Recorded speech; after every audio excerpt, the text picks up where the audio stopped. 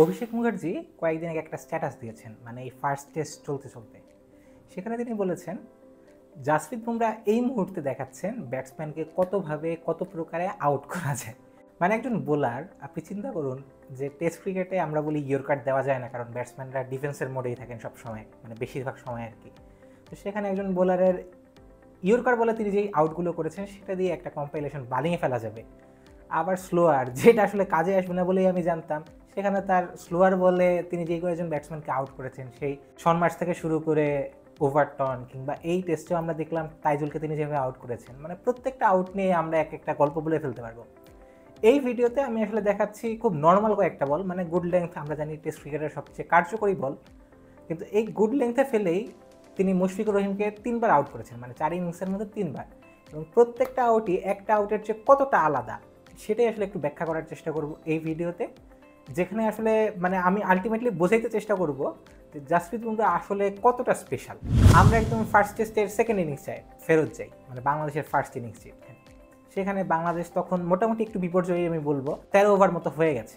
যখন মুশফিকুর রহিম জাসপ্রীত বুমরাকে খেলতে যাচ্ছিলেন, সেই বলটার সিম থাকলো কোয়াইট আপরাইট, মানে একদম যখন বলটা রিলিজ পেলো তখন দেখা যাচ্ছে যে বলটা খুব সোজা ব্যাটসম্যান বরাবর আসছে, এবং বুমরা যেহেতু একটা অ্যাঙ্গেল ক্রিয়েট করেন, সেই কারণে মনে হচ্ছিল যে এই বলটা আসলে অ্যাঙ্গেলের কারণেই ভিতরে ঢুকবে। তো মুশফিকুর রহিম সেভাবেই খেলতে গেলেন। তবে এই বলের কারিশমাটা দেখা গেল বল পিছে পড়ার পরে, এবং বলটা পড়লো একদম ঠিক ইন বিটুইন সিম, মানে একদম সিমের মাঝখানে পড়লো। তো নর্মালি সিমের মাঝখানে পড়ার পরে যেটা হয়, বলটা স্ক্র্যাম্বল করে এলোপাথারি ঘুরে এবং বলটা নর্মালি সোজা যায় এরপরে, বা যদি ধরেন কোথাও সিম মুভমেন্ট হয়, সিম মুভমেন্ট হলো একটা ডিরেকশনে এগোতে থাকে। কিন্তু এই ক্ষেত্রে যেটা হলো, বলটা ভেতরেই ঢুকছিল, মুশফিকুর রহিম সেভাবেই খেলতে গেলেন, মানে একদম শেষ মুহূর্তে এত লেট একটা সুইং দেখা গেল, মানে সেটা কিন্তু সিম মুভমেন্ট না, সেটা একটা সুইং দেখা গেছে, মানে বলটা পিছে পড়ার পর থেকে 8 সেন্টিমিটার মুভ করে ফেলেছে।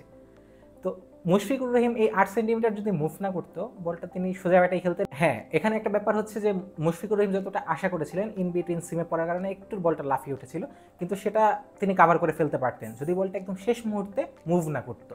কিন্তু শেষ মুহূর্তের ওই যে সুইং করে বেরিয়ে গেল, সেটাই মুশফিকুর রহিমকে বাধ্য করলো বলটাকে খোঁচা দিতে, মানে বলটা ব্যাটের কানা নিল। এবং আপনি খেয়াল করেছেন কেএল রাহুলও যখন বলটা ক্যাচ নিচ্ছেন, তখন কিন্তু তিনি এক্সপেক্ট করছিলেন যেখানে বলটা শেষ মুহূর্তে গিয়ে মুভ করে ফেলেছে। তো এটা ছিল ধরেন আপনার প্রথম ঘটনা।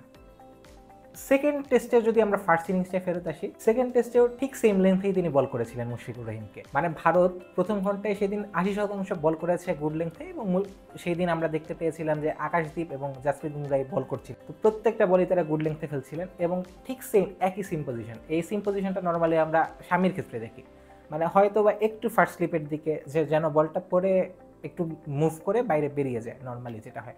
কিন্তু এই ক্ষেত্রে আসলে ব্যাপারটা হচ্ছে সিম মুভমেন্টের উপর আসলে আমরা বলি এটা একটা র্যান্ডম প্রক্রিয়া, মানে সিম মুভমেন্টটা আসলে বোলারও জানেন না কি হবে, তবে তিনি চেষ্টা করে যান বলের সিমটা একটা জায়গায় ফেলার, এবং ব্যাটসম্যান বাধ্যই হবেন যে বলটা তিনি খেলে ফেলার জন্য।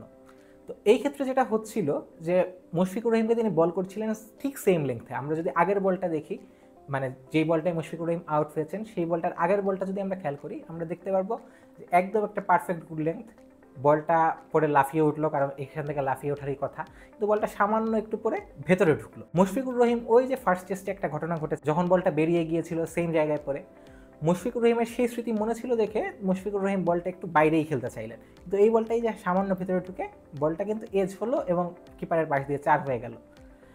তো এই বলটা লাফিয়ে উঠেছিল, মুশফিকুর রহিম দেখলেন এজ হলো। তো আপনার যদি পরের বলটা সেম লেংথে করেন, তখন সেই ক্ষেত্রে আপনার রেসপন্সটা কী হবে? মুশফিকুর রহিম কিন্তু ভালোই মানে রেসপন্সটা করেছিলেন, যে তিনি বলটা শোল্ডার করতে চাইলেন, শোল্ডারিং দ্য আর্ম করে বলটাকে লিফ করে দিতে চাইলেন। কিন্তু এই যে পিচের ভেরিয়েশনটা এখানে কাজে এলো, এই বলটা একটু মুভ করলো, ভেতরে ঢুকলো, কিন্তু বলটা লো হলো।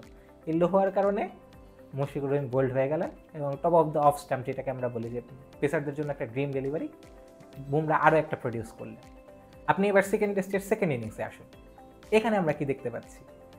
তাইজুলকে এর আগেই তিনি একটা স্লোয়ারে আউট করেছেন, এবং তাইজুল স্লোয়ারে বিট হওয়ার আগের যে বলটা একটা স্লোয়ার ছিল, সেখানে বলটা কিন্তু একদম শেষ মুহূর্তে, মানে কিপারের কাছে যাওয়ার আগেও মুভ করছিল, সুইং করছিল।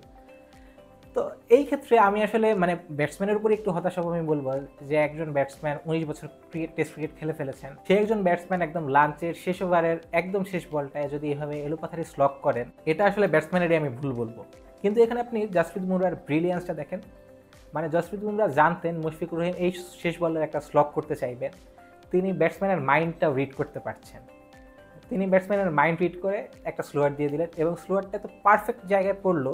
মানে আমরা বলি যে ব্যাটসম্যানের ব্যাপারে বোলাররা ভালো প্ল্যান করেন, মানে সব বলেরই প্ল্যান করেন, কারণ প্ল্যান ছাড়া তো আসলে হবে না, সব বলেরই প্ল্যান করেন, কিন্তু এই যে প্ল্যানের সঙ্গে এক্সিকিউশনের যে একটা দুর্দান্ত মেলবন্ধন আমি বলবো, টেস্ট ক্রিকেটে গুড লেংথটা পেসাররা আসলে ক্রেভ করেন, মানে তারা চান যে প্রত্যেকটা বলে গুড লেংথে ফেলবেন। জাসপ্রীত বুমরার একটা এক্সট্রিম অ্যাঙ্গেল আছে, জাসপ্রীত বুমরার এক্সট্রিম পেস আছে, কিন্তু এত সব থাকার পরও জাসপ্রীত বুমরা একটা হাই লেভেলের অ্যাকুরেসি মেনটেন করে। তো এই অ্যাকুরেসিটার জন্যই আমি আসলে তাকে ইতিমধ্যেই গ্রেটেস্ট অফ অল টাইম মানা শুরু করে দিয়েছি।